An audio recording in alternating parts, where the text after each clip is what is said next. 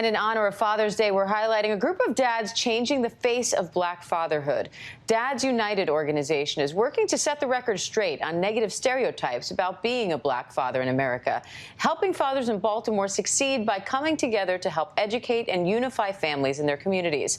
And I'm very happy to have the founder of Dads United organization, Michael Cornish, on today. Michael, thanks so much for being here. Happy early Father's Day and happy Juneteenth to you. Thank you. I appreciate you. Thank you so much. I give thanks. We do too, Michael. I'm curious where you got the idea to create the Dads United organization. How did this all start?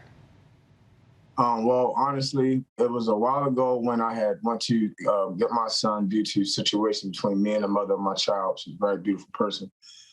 We had situations, so I ended up having my child with me for a time. And when I ended up going for benefits and going for some of the perks that a lot of my female friends were going for, I was running into like a lot of brick walls, and I was seeing how clearly different it was. At first, it's normal, I had a lot of anger towards the system. I'm like, they didn't got this, they didn't have this, they didn't have that. But then I really had to look at it like, hold on, I'm not even advocating for myself. And this is what I always tell everybody. I realized I'm not advocating for me, so how can I expect some totally other person to advocate for me if I'm not even doing it for my community, for fathers in my community? So that's when Dads United is self-accountability. It's like, hold on, I'm not expecting anything from anybody but us.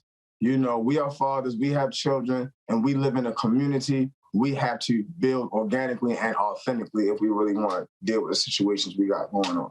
That's how Dads United got started, self-accountability, realizing that I'm not even doing it. So how can I expect anybody else to advocate for fathers? Dads United organization. So was it because you were a single father at that time as opposed to a single mother that you weren't able to access the resources that you needed access to? I believe that, and it was also the lack of education of the resources that was out there that I thought wasn't out there, but it was.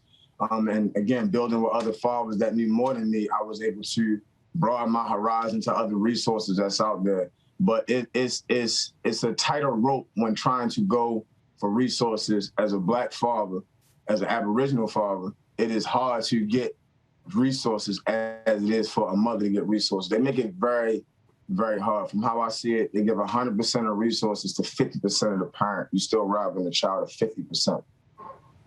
So how are you hoping to now help Black dads who might be in that same position now? Say that again? How are you hoping to help fathers who might be in that position now? Honestly, from a community engagement approach, right? My thing is, it's so much pain inside of Baltimore. I live in West Baltimore, 21217, right near Shaken Bay. It's so much pain in Baltimore that before we start saying, hey, you want me to help you build your resume? You want me to help you get this? It's like, what do you value? Like, what is it that you value? Before I go get all this stuff and resources, what is your value level? You know, so I think it's dealing with a value level on a community engagement approach. Our mission simply, in a nutshell, is healing and bonding through community engagement. Community engagement is how I started growing. A lot of us, and a lot of men, I'm speaking for men and fathers, we feel like I'm gonna get myself right, then I'm gonna get in the community. But it's like, no. Get in the community to get yourself right. That is a part of Dads United, is community engagement as a tool for healing and bonding. It's such a great point. So what do you think people get wrong about Black fatherhood? You say you want to set the record straight. What do you mean by that? We want to control the narrative. It's all a narrative, real quick. If I say, yo just killed yo outside, you know, when you hear that, you might say, then, you know, that's what yos do. But if I say there's a father killing another father outside, even if I just said that, the energy in anybody that just listened to what I just said was kind of like, oh, wow. All I did was change the narrative. I didn't say, yo, I said fathers, and it made you more aware. So it was really controlling the narrative. You know, being in control of the narrative, not just through words, but through actions, through intent, you know, through purpose, through everything, authenticity and organic. We got to want this, you know, and it has to show that it's not just, hey, this is a flyer. You know, it's like, no, like, your child lives here, you live here. You know, we need to care again. So, Michael, how are you celebrating Father's Day this weekend, and what's your message to all the dads out there? So this Father's Day weekend, we are revitalizing a park, St. Catherine's Park on 2000 Drew Hill Avenue. It was the first all-Black nun sister orphanage, the park right there. the first all-black nun sister orphanage. They lost it about 1700, 1800. But the land was abandoned. It was grass almost past your hips, drug infested, needles. We pulled out probably over about 225 needles. It was so much. So we're cleaning it up. We're putting plants in there, pots. We got the orange theme for Moms Demand Action for gun violence awareness. And the 19th, we're going to be putting plants in the ground, creating a memorial garden for those that we have lost due to gun violence.